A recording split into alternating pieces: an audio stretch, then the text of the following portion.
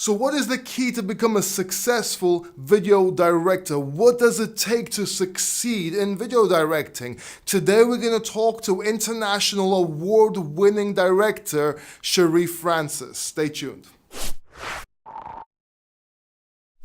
Hey, how you doing? My name is Paul, and if it's your first time here, this channel is all about success mindset, and sales training videos. So if you want to succeed in life and business and get more deals, go ahead and subscribe down below, and don't forget to hit that bell notification button so you don't miss anything. By the way, comment down below if you are into video editing, directing, lighting, or anything like that with your page. We would really like to check you out. So how do you become a successful video director? How do you succeed as a director? We're talking to Sharif Francis, a very close friend of mine, and we used to work together to see what's behind that success mindset, what it really takes. Sharif, over to you. Thank you, Paul, for giving me this opportunity.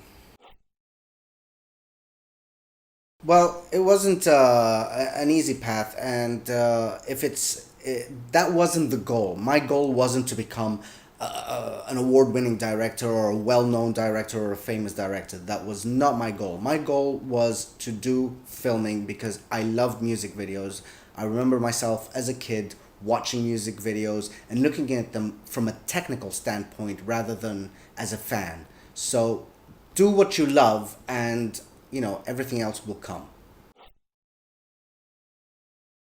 I was a music producer. I have produced some songs that did well, but I found my calling when I started working with video, initially as an editor, and then I started doing my own little projects, filming by myself, and this thing just started growing and growing and growing until before I realized it, I was basically doing music videos for people that I admired as a kid, watching them as artists and, being a fan. I still love music and I still love producing music, but music videos and filming in general has a lot more stuff, and it's more challenging. You got a lot more things to deal with, which makes it more exciting. Not that music production isn't exciting. I still do it, but now I do it as a hobby, as something, that I do it for myself. What drove me was the need to create, the need to make art, the need to make a difference in an artist's life by doing something amazing that everybody will be talking about, to express myself as an artist as well through the camera lens. Well, you could look at it from a different standpoint. Success could mean the acknowledgement of the industry on what you do, like having the industry to acknowledge and praise your work or give you congratulations. Success could be also just being happy that you're doing what it is you're doing. It depends on what each person defines as success. For me, if we're looking at my example, I love what I'm doing, but also I try and work as hard as possible. It's my number one priority in life to get my job done on time and always make sure that the client gets what he wants the way he wants it. I do believe that everybody can become successful in life. It's actually a lot easier than people think. It just requires a lot of work. You got to be able to put in the work.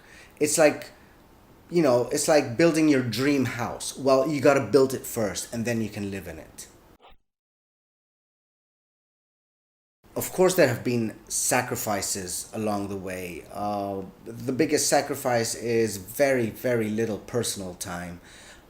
Sometimes you lose touch with a lot of friends because you're always working.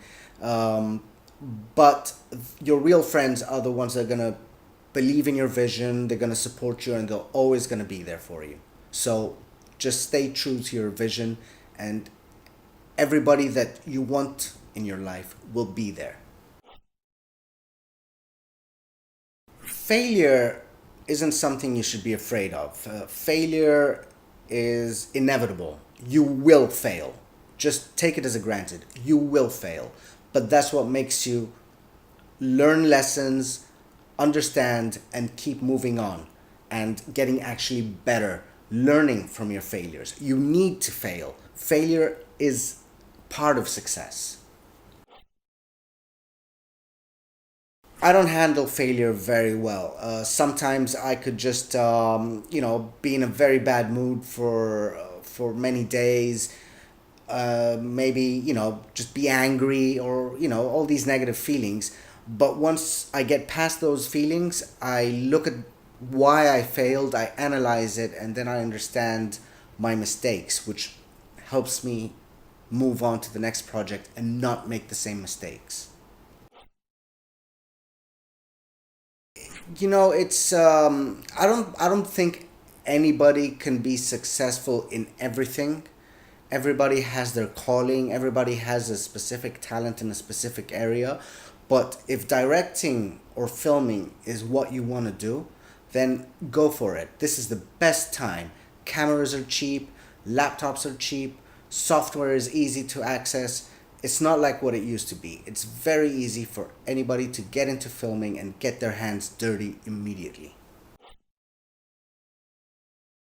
What it takes to succeed as a director or as a filmmaker, it's a bit of a tricky question.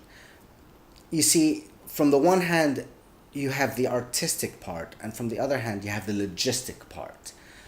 The artistic part is you always have to look at what's fresh, what are the trends, read books about art, read fashion magazines, read all these things that are not necessarily connected to filming, but could provide you with inspiration for your next project. But that's the artistic part, and this is something you got to do. As far as being successful on a more logistical part, you have to understand that besides being an artist yourself, you're also a professional that's giving a client a project. Whether that client is a advertising company that wants a TV commercial, or an international artist or a music artist that wants his music video. You have to learn to compromise on what the client wants. You got to stop looking at them as artists. You got to look at them as clients. And your job is to protect them from the things that they ask, but also at the same time give them what they ask, which is a very tricky thing, but they understand, you understand, and this way you can be very surprised on what amazing ideas artists can give you. Sometimes they're not the best ideas, but that's where your management comes in. And I think these are many elements that you have to balance in order to become a successful director. I believe anyone can break out of poverty in their life. Admittedly, there are people that have to start from a much lower level, and there are people that start from a better standpoint. But at the same time, the mindset of getting out of poverty is free for everyone to use. The mindset is basically keep your eye on the target and work towards the target in your life. I have been broken by a lot of women, but I'm still here. Kinda.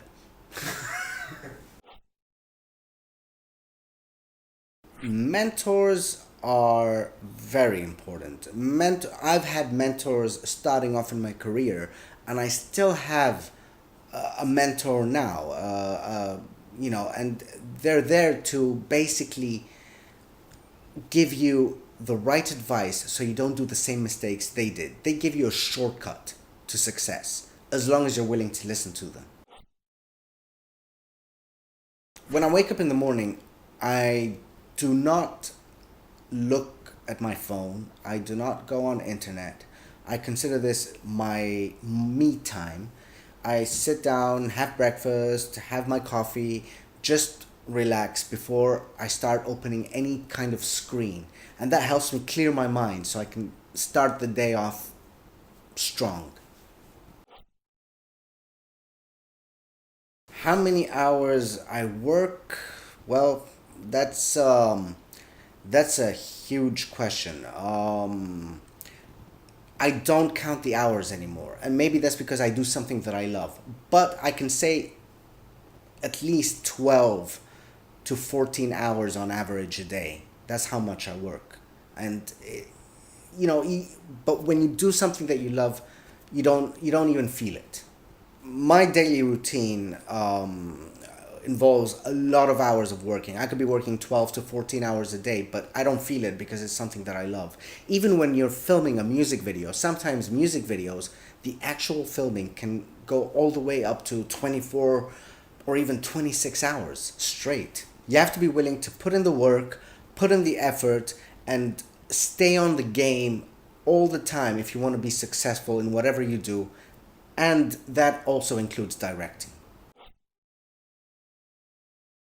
I like to believe that I always try to be polite. I think that's one of the characteristics people know me of. I always try to be polite. I always try and get into people's shoes and understand their position. So I'm never aggressive. I'm always polite. Sometimes too polite, but you know. Well, that goes back to me being so busy that sometimes it's very difficult for people to find me that are not work related. I've had friends trying to contact me for days and I didn't have time to answer back, but they're real friends, they understand.